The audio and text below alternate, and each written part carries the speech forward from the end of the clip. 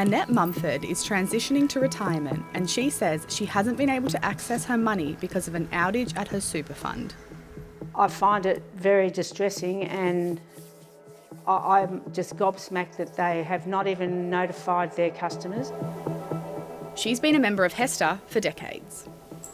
HESTA is a super fund that supports the people who spend their working lives helping others. The superannuation fund has been offline since April, while it changes administration providers.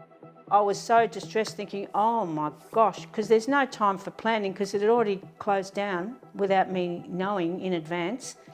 And I called them and put in a formal complaint about 2 or 3 weeks ago and just got a lame reply back saying, oh, we're really sorry that you didn't get the email.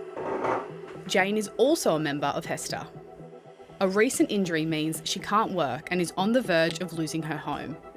She received advice about accessing her super, but then realised HESTA was offline. That made me feel very dejected and more panicky. Yeah, I was in a panicky state. I was thinking, what can I do? What can I do next?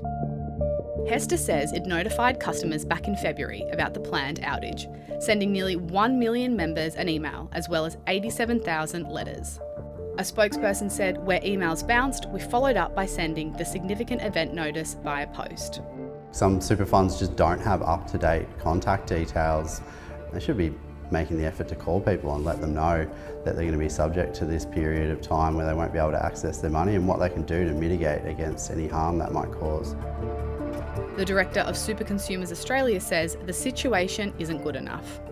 HESTA should have mitigated against this in the first place. It seems like they've forgotten what their job is, and that's to pay people their money in a timely way so that they can meet these types of costs that they've got. The HESTA spokesperson admitted there are temporary disruptions to some services, but members can still receive urgent and critical payments and switch investments. When I first reported on the super outage last month, dozens of people wrote into the ABC, distressed they couldn't tap into their super.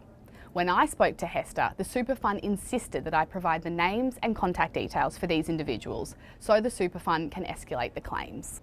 Super funds shouldn't be outsourcing their customer service to media outlets or to consumer organisations. They should be dealing with this problem themselves. Daniela Patey's client was in the process of pulling money from his super to buy a property and almost lost his deposit. We didn't settle on time. I was able to negotiate an extension of the settlement date, but since then we've been issued with a default and rescission notice. She tried to contact the super fund and lodged an online complaint. She called a financial insider to help escalate his claim, which has now been paid, but not without a significant toll.